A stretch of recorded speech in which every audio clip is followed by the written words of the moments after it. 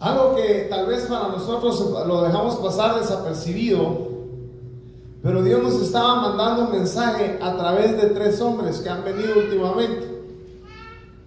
Y como hermano, casi siempre yo sé que Dios habla a través de los nombres o de las circunstancias. Yo quiero que en esta noche, como le había dicho, hermano, que algo quería avisarnos el Señor desde el primer momento que llegó Abraham, de que llegó Samuel. De hecho, el Señor con anterioridad nos había hablado que había nacido Samuel, ¿se acuerdan? Pero de ninguna manera enseñamos acerca de eso. Y yo quiero, hermano, en esta hora, antes de empezar con los reyes, quiero dar todo lo que está de alguna manera retenido, o tal vez no retenido, sino que está ahí porque en el momento tal vez nosotros no teníamos la iluminación, o yo no sé, para poder dar el tema.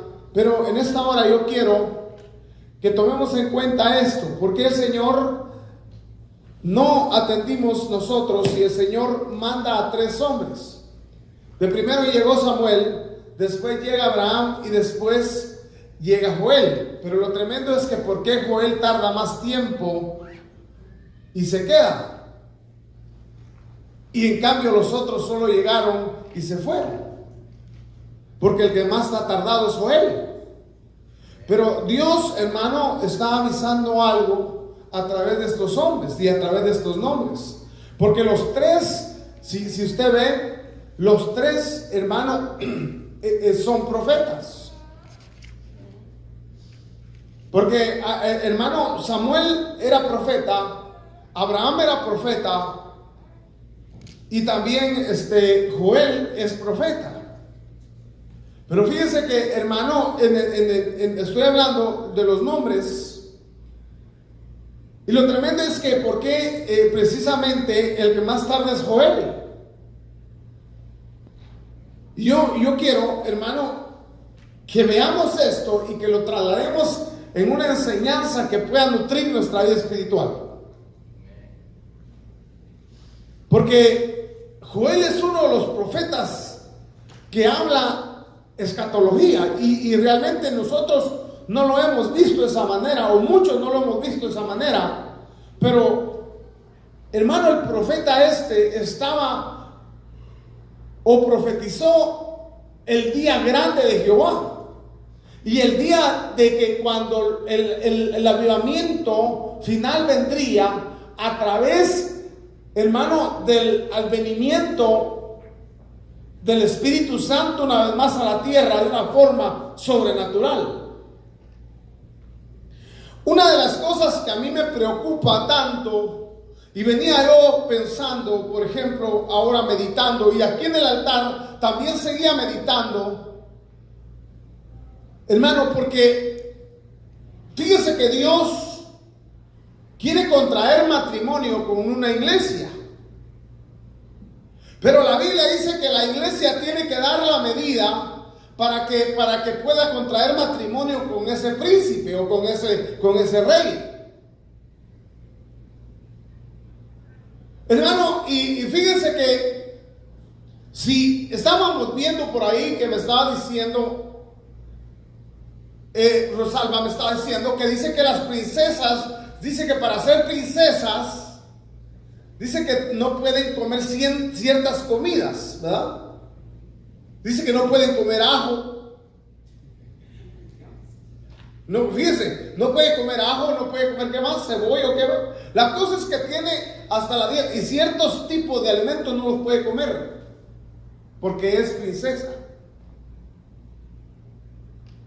Imagínese usted, hermano, hablando de la iglesia. Si a la iglesia no lo dejan, usted tiene que abstenerse de licor. Ahora, si usted le dijera, hermano, absténgase de licor, pero si ya lo dejé, me va a decir, usted hace muchos años dejé licor. Pero no estoy hablando de ese licor, estoy hablando de las borracheras, del licor que usted se bebe, hermano, espiritual. De esa ira, o de esa gritería, o todo ese tipo de cosas que nos aventamos borracherazos nosotros.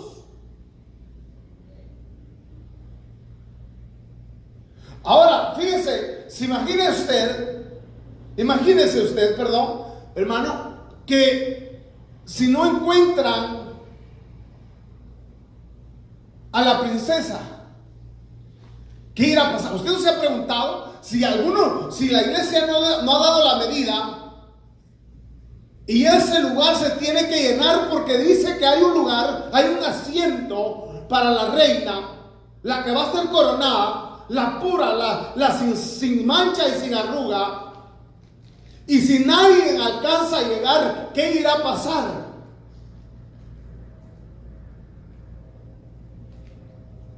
Si nadie da esa medida, ¿qué irá a pasar? Usted se ha puesto a pensar. O sea, usted puede pensar, yo soy bien, como dijo el hermano, me dicen el loco. Yo puedo pensar locuras. Digo yo, si no da la medida a nadie, entonces ¿qué va a pasar?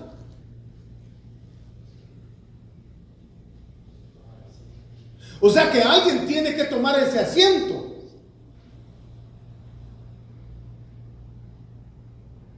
O sea, si no hay pureza, si no hay, hermano, purificación en la iglesia, ¿quién se irá a sentar? ¿O quién, hermano? ¿Cuántos estarán en ese lugar? Dice que a mí me preocupa lo que está diciendo usted, porque dice la palabra que los que fueron convidados y los que eran los que iban a estar ahí, dice que no calificaron, pero mandó a traer ojos y ciegos y mancos y un montón de veces se llenó el lugar. Y es que ese es el problema. Imagínese usted, y todavía se tiene que dar la medida. Pero ¿acaso no nos llamaron? ¿Acaso no nos llamaron a sentarnos ahí? Pero ¿qué hicimos con el llamamiento que Dios nos dio?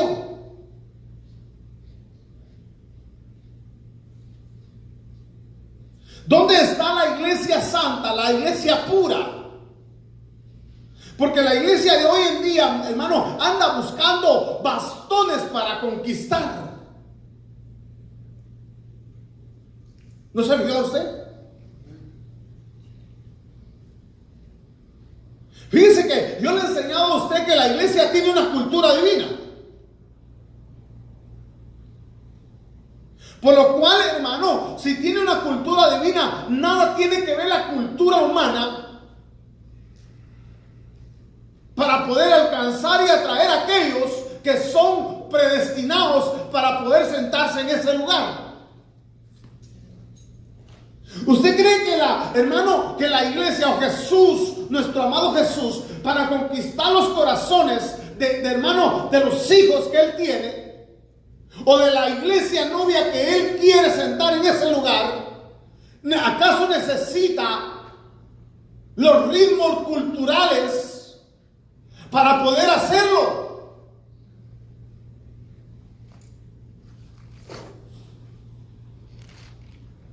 ¿Acaso que necesita, hermano? Es que yo me convertí al Señor porque vi que ahí cantaban mariachi.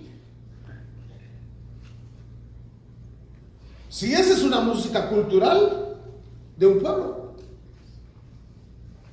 Y Dios no necesita culturas humanas para conquistar corazones. La cultura, si es divina, es aquella, hermano, que viene, como le dijo el Señor, la hora viene y la hora es que aquellos verdaderos adoradores adorarán al Padre con la música o con el ritmo, con lo que quiera llamarle, pero que sea de una cultura divina.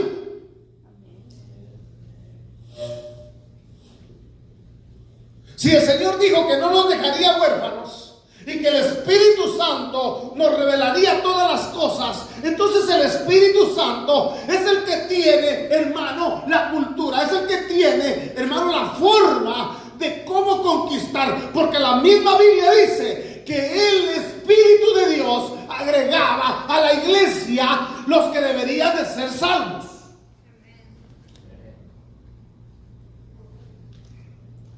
Entonces no se trata de lo que haga yo.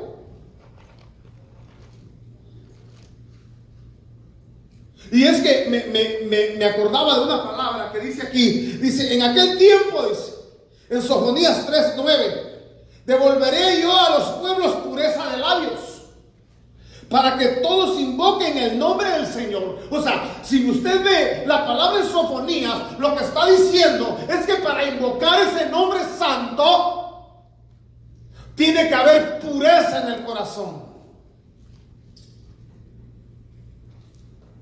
Tiene que haber pureza en los labios. Si no solamente se invoca el nombre del Señor en vano. Ahora, si usted quiere tener palabras, hermano, para conquistar a otro, usted tiene que estar limpio. Eso es lo que está diciendo ahí. Y voy a seguirle leyendo, por favor. Y dice, para que le sirvan de común consentimiento.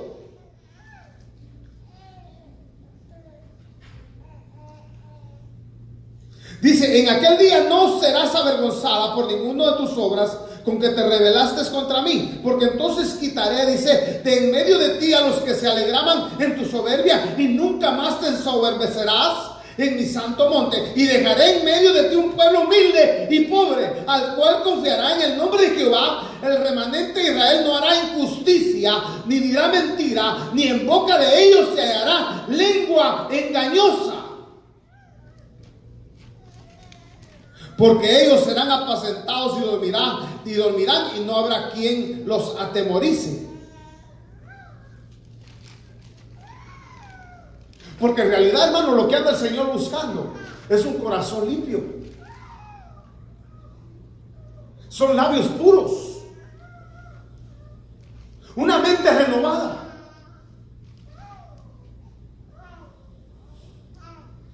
Fíjense que tuve una experiencia ahí bastante difícil para mí. Nunca había visto, hermano, después de Lynn, nunca me había metido a ver una iglesia en su culto. Y vienen mis hermanas y me mandan el video de la iglesia donde están ellos y lo que estaban haciendo. Hermano amado, eso es horrible. Eso fue tenebroso para mí. Ver, hermano, la situación, y les dije, un pie más no lo ponen en ese lugar. Hermano, llamaban a Jesús el asaltador. Hicieron una obra diciendo que Jesús, y lo pusieron como el asaltador. O sea, fui aberrante, hermano. Después pasa la que dicen que es pastora y empieza a hacer así, a hacer aquello con una música así horrible, hermano, pero puros demonios. Y me empiezan a mostrar la orgía demoníaca que había en aquel lugar. Horrible. Y eso me llenó a mí, en mi mente, en esos pensamientos, divagando yo, hermano, y preguntándome a mí, entonces, ¿quién va a ocupar el lugar que tú veniste a buscar para llenarlo con ella? ¿O quién va a ocupar ese lugar que tú preparaste o que usted preparó en aquel tiempo para que se sentara la iglesia?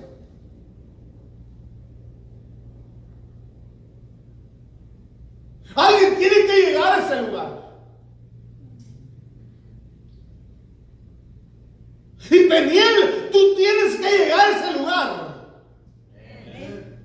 Porque ese lugar lo prepararon para ti, Peniel. Ese lugar no lo prepararon para nadie más. Me llenó de indignación y dije yo, Peniel tiene que sentarse en ese lugar.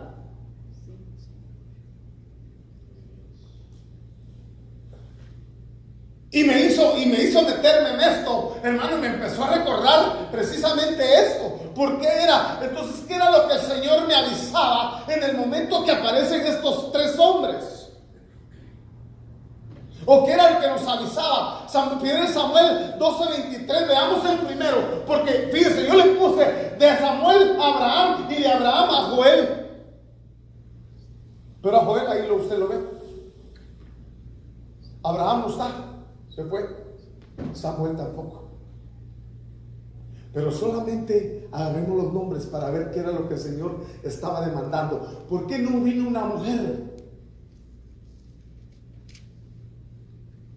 O sí vino, ¿verdad? Pero se sentó allá, pero se enfrentó y yo vi que estaba más deseando irse que pero tomémoslos como el hombre en la gloria de Dios. Porque eso es el hombre para Dios. La gloria de Dios es el hombre. Ahora, dice 1 Samuel 12:23. Así que lejos sea de mí. Fíjense lo que dice este hombre. Y así que lejos sea de mí que peque yo contra el Señor, cesando de rogar por vosotros. Antes yo os enseñaré por el camino bueno y derecho. Una de las cosas, hermano, que tal vez para muchos de nosotros pensamos que no es pecado, y este hombre lo constituyó como un pecado, y de hecho así es, porque dice la Biblia que el que sabe hacer lo bueno y no lo hace, le es tomado como pecado. Pero él lo dice claro, este profeta: si yo no ruego por usted y si usted no ruega por mí, nosotros estamos pecando.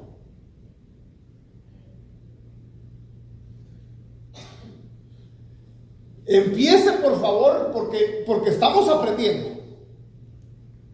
O se les está recordando la palabra. ¿Qué era lo que el Señor trataba de decir con Samuel? Y dice ahí, entonces, así que sea lejos de mí que peque yo contra el Señor, cesando de rogar por vosotros. Antes yo os enseñaré por el camino bueno y derecho. Porque si usted se fija, ser un hombre recto y que no había quien lo pudiera acusar.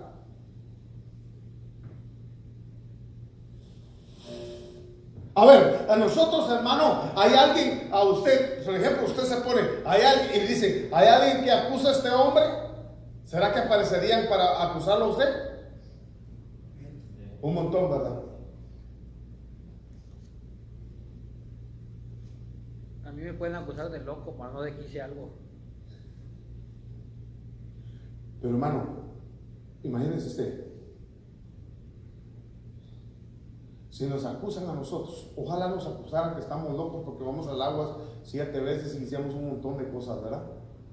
Pues eso no es acusación, eso si quieren acusar, como dijo el hermano, ahí son ellos, ¿verdad? Pero que les quite algo, no. Pero el problema es que nosotros, ¿alguien lo puede acusar a usted de borracho?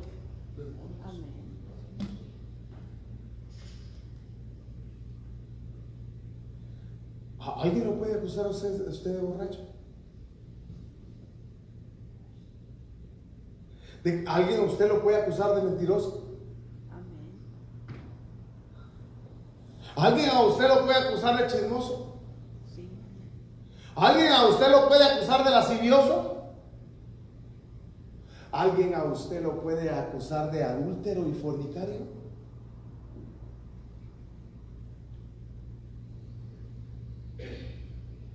Entonces, ¿qué es lo que hay que hacer para que no haya ninguna acusación en nosotros?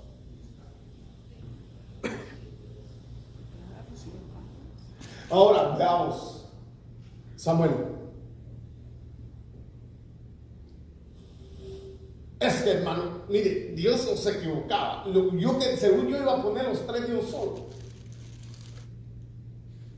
Pero no puedo tampoco meter, porque se me va mucho el tiempo y se hace muy largo los temas. Ahora, 1 Samuel 3:19. Samuel creció y el Señor estaba con él y no dejó sin cumplimiento ninguna de sus palabras.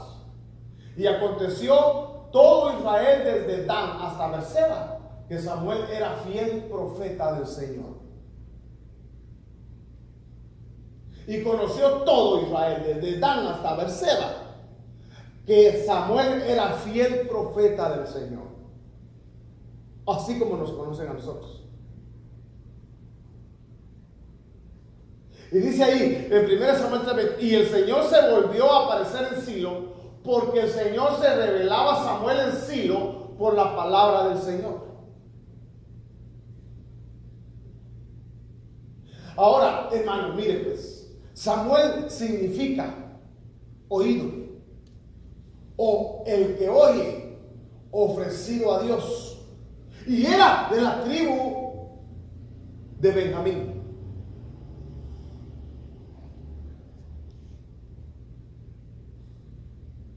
Quiero recordarme bien si era la tribu de Benjamín o la tribu de Efraín.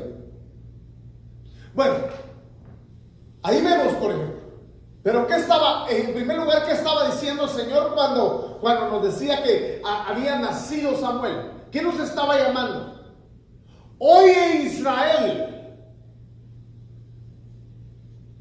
Jehová tu Dios uno es. De Efraín, ¿verdad?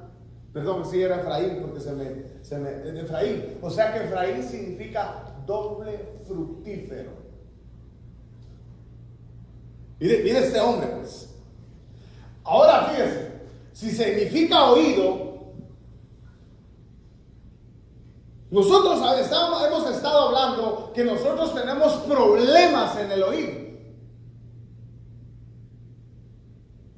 Y como tenemos problemas en el oír, hermano, usted sabe que cuando había alguien que era sordo y era mudo, ¿verdad? ¿Se acuerda que el Señor sanaba al sordo y al mudo? Entonces el sordo no puede hablar. Es torpe en su hablar. Y usted para ir, por ejemplo, para ir por los demás, usted tiene que tener fluidez, tiene que dejar la torpeza en su hablar.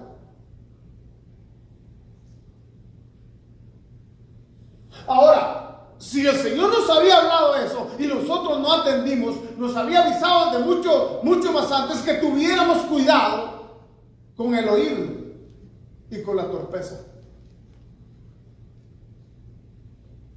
Fíjense, hermano, para avanzar.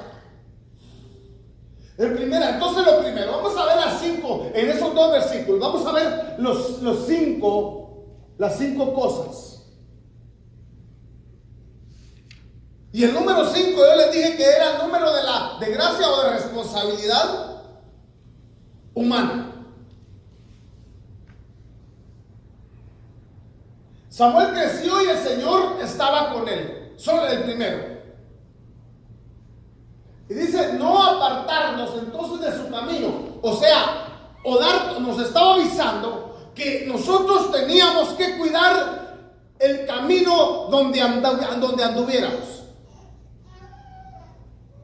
Y la Biblia dice, hermano, que Él nos preparó un camino de santidad. Y dice, por muy torpe que sea, aquel no se saldrá de él. Pero la torpeza, hermano, o sea, nos estaba avisando que tal vez la torpeza nos iba a sacar del camino, o nos quiere sacar, o nos ha desviado del camino. Y nosotros debemos de tener cuidado, hermano, con el camino. Dice ahí, no apartarnos entonces, porque le dice, Samuel creció y el Señor estaba con él. O sea, darnos cuenta que el Señor está ahí. Darnos cuenta que nosotros, hermanos, estamos siendo vigilados las 24 horas del día y los 7 días de la semana y los 365 días del año. Estamos siendo vigilados por Dios. Y es que, mire hermano, yo no sé cómo es que el enemigo nos mete torpeza, que nosotros pensamos que Dios, ¿o no le ha pasado? No pensamos que Dios, como que Dios no supiera las cosas, que las escondemos.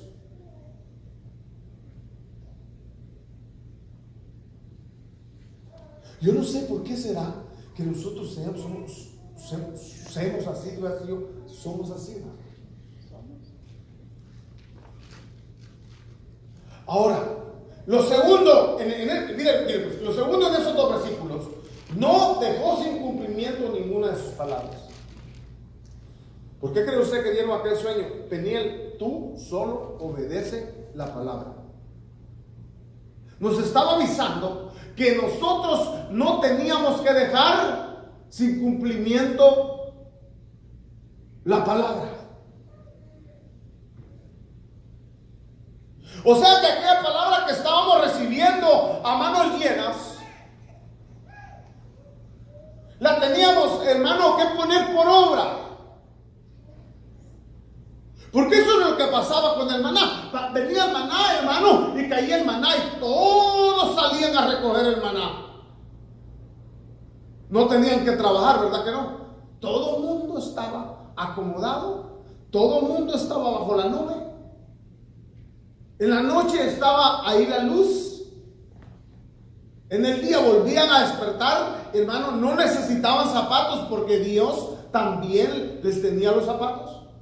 La ropa también.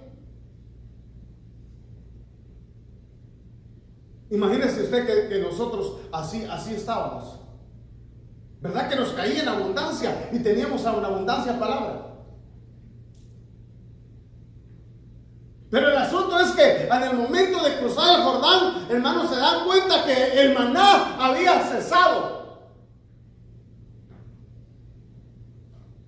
La palabra aquella, o por decirle, la palabra aquella que caía, hermano, y caía. Entonces se dan cuenta ellos que la comida había cesado. Y empezaron a ver que necesitaban hacer algo para buscar de comer. Por la verdad que cuando le dan todo a uno, ¿verdad que uno se acomoda, hermano?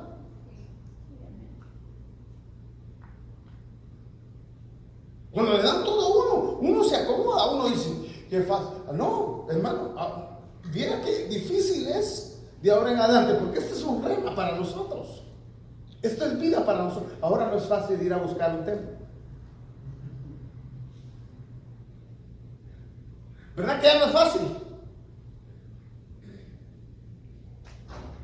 Ya no es fácil ir a buscar. Eso, qué rápido. Solo salías a la puerta, a la abrías, ¿verdad? Y allá venías con tu gran bonche de maná, ¿verdad? De repente, ¿verdad? Ya aparecías. Uy, el hermano, qué buena palabra de Dios. Ya estábamos todos allá.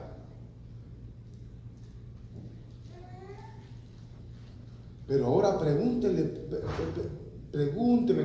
hermano, le apunta a uno y se me hace que no, se me hace que sí, posiblemente. ¿Por qué? Porque ahora, hermano, ahora ya no es fácil. Ahora ya no crea que, hermano, ya solo ir a traer el panecito ahí. Ahora le tenemos que picar nosotros. Entonces mejor regresémonos usted para el otro lado. Regrésese usted y yo me sigo para adelante. Yo sé que mientras me seguiré esforzando, ¿verdad? Porque hay que esforzarse, ¿verdad? Porque al menos siempre, gracias a la bendita misericordia de Dios, me he esforzado. Y me tengo que seguir esforzando, nomás que ahora más. Ahora tengo que sacar fuerzas de donde ya casi ya no tengo. Alguien tiene que tomar la responsabilidad. ¿Qué le decía? ¿Por qué el Señor nos llamaba a eso? Alguien tenía que tomar la responsabilidad.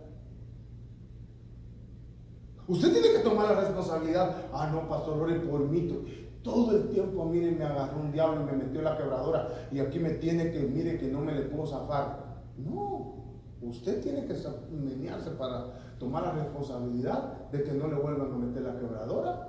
Ahorita se va a dar cuenta lo que nos está llamando, lo que nos está avisando.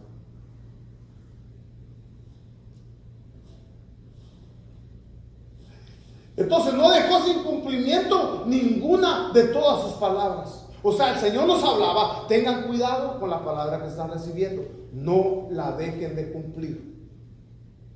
Entonces nos estaba llamando a la obediencia completamente a la palabra de Dios.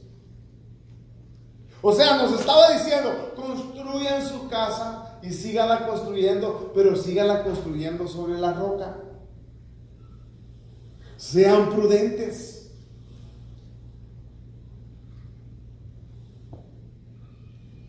Agarren y pongan bien los cimientos, porque aquel que pone los cimientos, vengan ríos.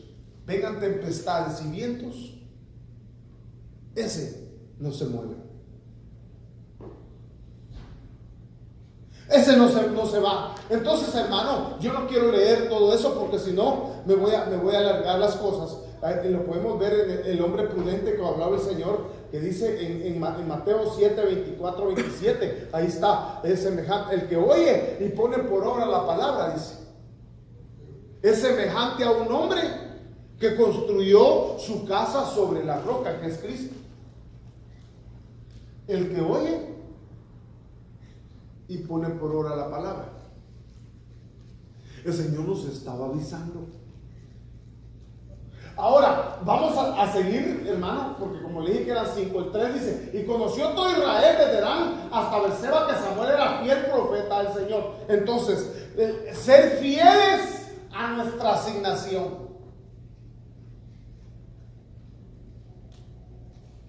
Usted tiene que ser fiel a lo que el Señor le ha asignado. ¿Sabe que me he dado cuenta que nosotros, el Señor nos estaba avisando? Un día hacen las cosas, al otro día hay que estarles recordando. Hermano, ayúdele al hermano, no lo dejen solo. Hermano, mire, prenda la luz. Hermano, abra la puerta. Hermano, tiene uno que estarles recordando. Hermano, la basura. Hermano, los baños. Hermano, ¿sí o no es cierto? ¿Verdad que hay que estarles recordando la asignación que Dios les dio? El Señor nos estaba avisando que debemos de ser fieles a la asignación que Dios nos dio.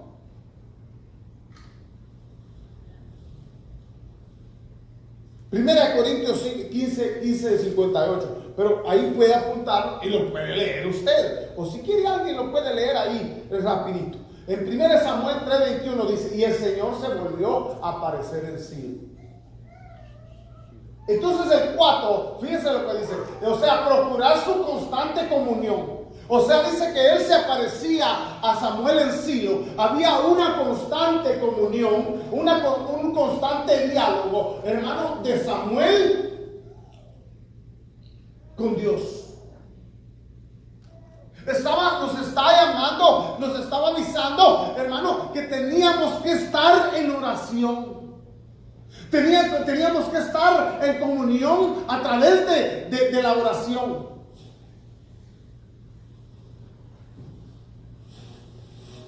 Y por último, porque el Señor se revelaba a Samuel en Silo por la palabra del Señor. Ahora nos está hablando de esforzarnos para buscar el conocimiento y revelación de su palabra. Porque acuérdense que la lámpara, o sea, de alguna manera se estaba apagando la lámpara en Israel. Estaba hablando, hermano, de aquel sacerdote que se había contaminado. Y es lo mismo que estaba pasando, o está pasando en estos tiempos. Porque aquellos hombres fieles, los hijos de aquellos hombres fieles, porque hay un montón de fieles, hermano, que fueron fieles en un pasado, pero los hijos o la nueva generación empezó a meter las culturas, empezó a meter las mezclas, y hermano, y empezó a hablar, pero tenía que venir un avivamiento, y a través de Samuel vendría ese avivamiento. Fíjese bien. Yo conozco un montón de hermanos que a sus hijos los volvieron una monarquía a la iglesia. Viene, hermano, y como no quieren dejar, como ya tienen templo grande, no quieren dejar a nadie que ponga a Dios, sino que ellos ponen a sus hijos.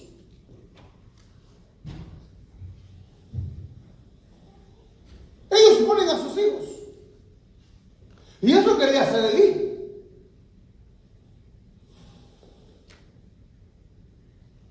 Y viene, hermano, y viene Samuel y se corta eso. Ya no entra los hijos realmente, sino que entra Samuel. Porque Samuel, le cuento, era sacerdote.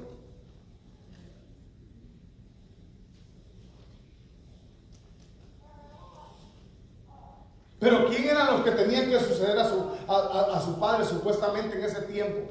Eran los hijos. Pero los hijos se prostituyeron. Pero Samuel llegó, hermano, a traer un nuevo avivamiento y llegó a instar al pueblo que se volviera, que se arrepintiera, que se volviera a la santidad, para que Dios volviera a estar con ellos. Ahora, entonces, fueron 5 cosas. Ahora, fíjense cómo influenciaba aquel hombre a Israel.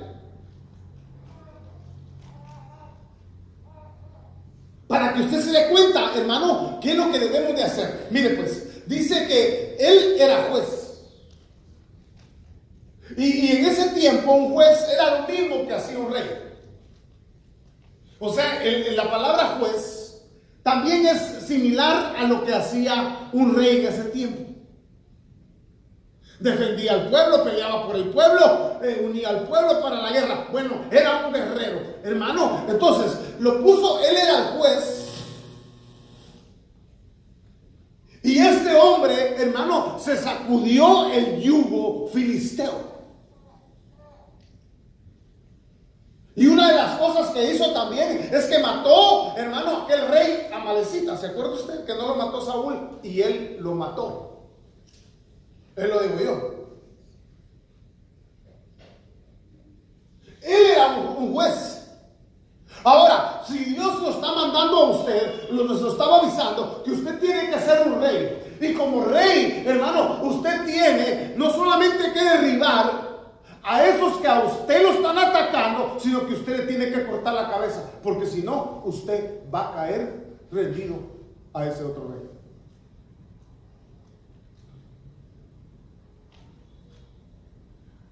El Señor nos está instando que debemos de quitarnos los yugos.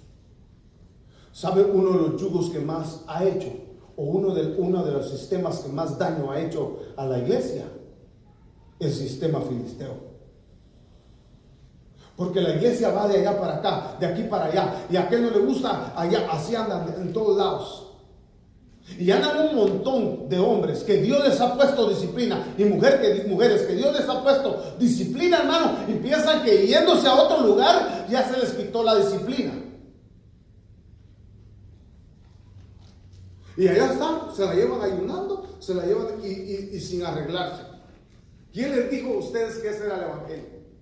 ¿O quién les dijo a ellos que ese era el evangelio? ¿Salieron mal con el ministro donde estaban?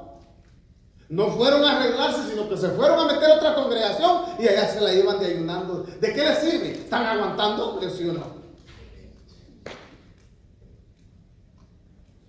De nada les sirve. Allá están parados, miren, sentados, están detenidos. Como por ejemplo, yo no sabía, y yo lo digo si quieren agarrar el video para llevárselo y mostrar. Pero miren, una vez se fue un hombre que Dios lo había puesto aquí y dejó. Lo tremendo es que dejó, hermano, la estufa. Cocinaba, va. Dejó la estufa. Y viene, hermano, fíjese, viene otro, se va y dejó el carro. ¿Verdad que también otro dejó el carro? ¿Y qué está diciendo? La estufa, ¿de qué cree usted que está hablando? Mire, hermano, el Señor nos habla a nosotros como que, y como nosotros así lo entendemos, el Señor nos habla a nosotros. Y como Él nos entiende y nosotros lo entendemos, ahí estamos los dos y nos juzgan de locos. Pero la estufa, ¿qué significa en el ministerio? El fuego para cocinar. Dejó cómo preparar, porque es el fuego, la llama, todo lo dejó para preparar, hermano. ¿Y qué está preparando? ¿Cómo va a preparar si dejó tirar la estufa? Tenía 4 hornillas y el horno 5. Va, imagínese usted, con 5, con horno y 4 hornillas, como una estufa. Y eso tiene un significado que son hasta 5 unciones. Sí, porque ¿sabe dónde está? En un lugar donde no creen en el velo, ni creen tampoco en la administración, ni creen en los 5 ministerios. Ahí está. Ay, mire pues, y el otro que dejó el carro se fue a uno de esos grandes ministerios, que según, y ahí está también con toda su familia, en ese lugar, pero dejó el carro. ¿Y el carro qué es? Su medio de transporte, su ministerio, el timón, donde él llevaba el timón, la dirección, donde podía llevar a su familia. Él era el encargado de transportar a su familia. ¿Lo dejó tirado? Lo que pasa es que entregó la llave. Con la llave se arranca. Y sin llave, ¿cómo va a arrancar el... Y entregó la llave. Y el último que se fue, un día, yo delante de usted le dije yo, no sé si usted se acuerda, pero vienen y le quitan el manto y me lo dan a mí. No sé si se acuerda usted de eso. Le quitaron el manto y me dieron el manto. Y me dice, el manto este es de aquí, me dijo, agárralo. Y se acuerda que delante de él lo dije yo. Y me dieron el manto. ¿Y sabe qué era? El manto de alabanza. Porque el manto de alabanza es de aquí. No se lo podía llevar. Se fue sin manto de alabanza. ¿Y quién le puede dar otro manto de alabanza? Nadie. Así puede hacer lo que quiera hacer y se meta en unos 41 seguidos por todo el año. No hay manto de alabanza.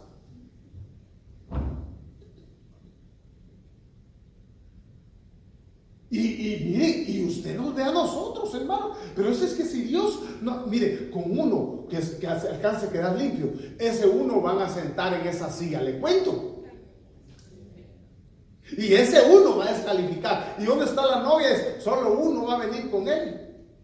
¿Será así? Si la Biblia dice que, y miré a los hombres, dice, y a ver si uno hacía algo bueno, dice, ¿verdad? Y miré que entre todos no había ni uno solo, dice, que hiciera lo bueno.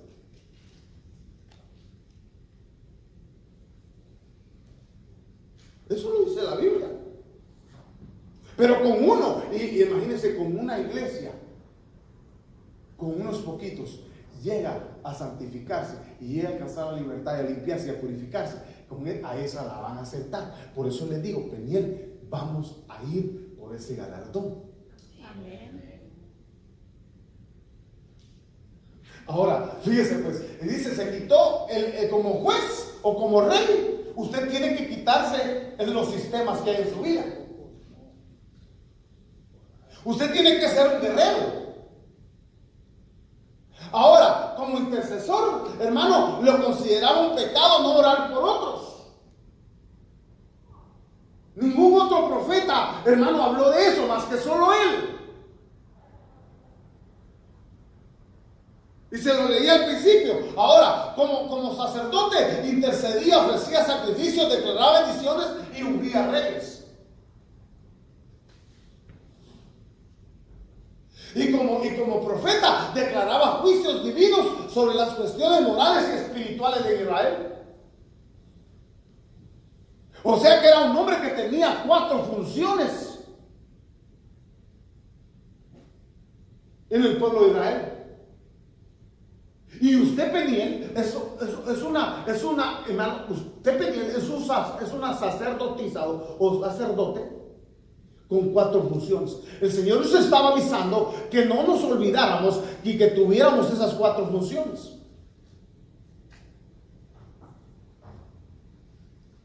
Ahora, nos hemos preocupado por la intercesión. Nosotros vamos allá afuera, pero realmente no nos hemos, y fíjese, lo que pasa es que tuve un sueño, que éramos 4 que nos agarramos, y yo, pero ¿por qué 4 si deben de ser 5? Decía yo, y los 4 nos agarramos en una rueda, agarrados de la mano los 4, y los 4 estábamos orando. ¿Y sabe usted quién era? El Gregorio, el hermano y el hermano Orlando. Los 4 nos agarramos de la mano y estábamos agarrados en una rueda orando y arrodillados.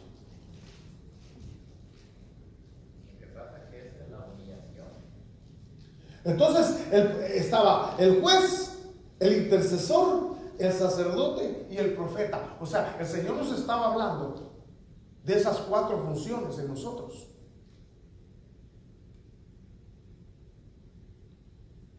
Que no nos olvidáramos de las 4 funciones.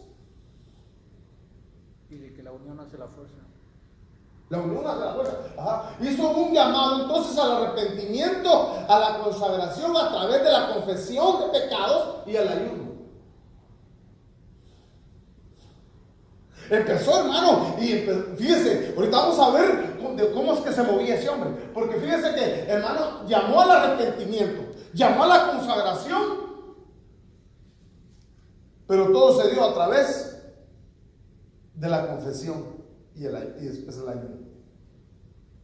Mire, hermano, por eso le he dicho yo que el ayuno es bueno, pero el ayuno es un arma después de que usted confiesa.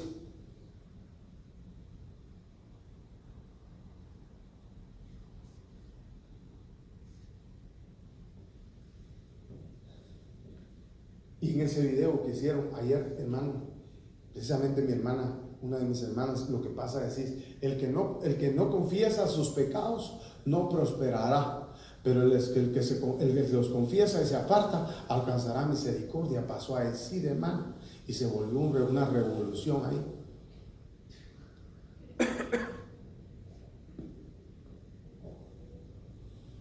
Pero el asunto es este, hermano, hizo un llamado entonces al arrepentimiento, a la consagración a través de la confesión. Es que mire, hermano, si no hay confesión, yo le voy a decir algo, si no hay confesión, no hay consagración.